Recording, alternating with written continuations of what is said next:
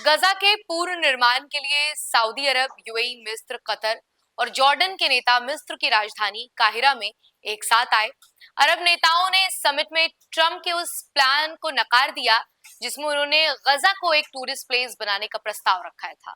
मिस्र की अध्यक्षता में अरब नेताओं ने गजा को लेकर एक मास्टर प्लान तैयार किया है जिसमें गजा के पूर्ण निर्माण से लेकर गजा पर नियंत्रण कौन करेगा इसकी रणनीति बनाई गई है। एक उच्च स्तरीय इमरजेंसी समिट में अरब नेताओं ने काहिरा में इकट्ठा होकर गजा के पूर्ण निर्माण और शासन के लिए मिस्र की महत्वाकांक्षी योजनाओं को मंजूरी दी है। साथ ही फलस्तीनियों के फोर्स डिप्लेसमेंट की दृढ़ता से उसका विरोध भी किया है। इस समिट में क्षेत्र नेताओं ने एकजुट होकर यह संदेश दिया कि वो किसी बाहरी दबाव को स्वीकार नहीं करेंगे, खास तौर से ट्रंप द्वारा गजा के लिए प्रस्तावित विस्थापन योजना का विरोध किया। उन्होंने फिलिस्तीनी के समर्थन में फिर से रेखांकित किया और मिस्र की योजना जो शिखर सम्मेलन की मुख्य चर्चा का विषय थी, गजा के पूर्ण निर्माण और उसके शासन को स्थिर करने के लिए एक दृष्टिकोण जो है वो तैयार किया है। यानी उनका जो नजरिया है वो साफ तौर पर बता रहा है कि वो फिलिस्तीनियों के हक और हुकूक के साथ किसी भी तरीके का समझौता नहीं करेंगे, चाहे ट्रंप कितना भी कन्विंस करने की कोशिश करे।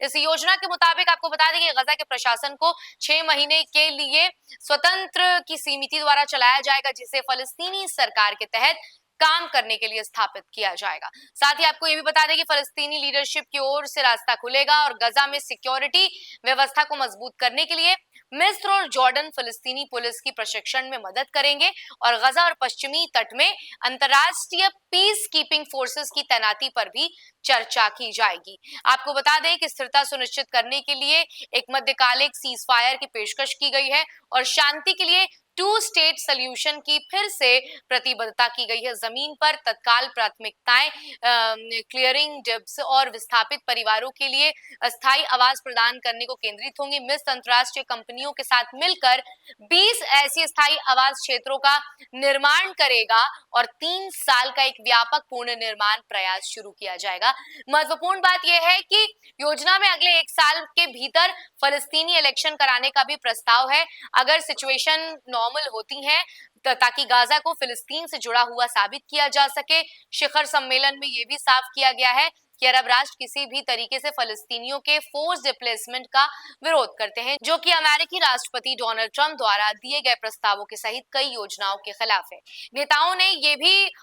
सुनिश्चित किया कि वो कानूनी और अंतर्राष्ट्रीय उपायों के जरिए फिलिस्तीनी अधिकारियों की रक्षा करेंगे और सीज फायर कमिटमेंट्स को पूरी तरीके से सुनिश्चित किया जाए, इसका जरूर ख्याल रखेंगे। इसी के साथ UN secretary general Antonio Guterres ने मिस्र की पहल का समर्थन करते हुए इसे गजा के पूर्ण निर्माण के दिशा में एक महत्वपूर्ण कदम बताया है। उन्होंने शिखर सम्मेलन में यह बात साफ की है कि गजा का भविष्य एक संप्रभु फिलिस्तीनी राज्य से अलग नहीं हो सकता और किसी भी तरीके से गजा की जनसंख्या संरचना को बदलने के खिलाफ ये वार्निंग है। गुटेरेस ने यह भी कहा कि पूर्ण निर्माण केवल घरों को फिर से बनाने के बारे में नहीं है, बल्कि ये गरिमा की बहाली और जातीय सफाई के खिलाफ एक लड़ाई है। उन्होंने ये भी जोर दिया कि ह्यूमैनिटेरियन एड को एक बुनियादी अधिकार के रूप में देखा जाना चाहिए, ना कि सौदेबाजी के उपकरण के रूप में। जैसे ही शिखर सम्मेलन खत्म हुआ, अरब नेताओं ने गजा के पूर्ण निर्माण की दिशा में कदम बढ़ाए और फलस्तीनी आत्मनिर्णय को कमजोर करने के लिए किसी भी प्रयास का विरोध जो है वो जारी रखा। हमने शुरू से ही आपको बताया था कि लगातार ट्रंप जो है पूर्ण निर्माण की बात कर रहे थे, लेकिन आपको बता दें कि अरब और जितने भी इस्लामिक कंट्रीज हैं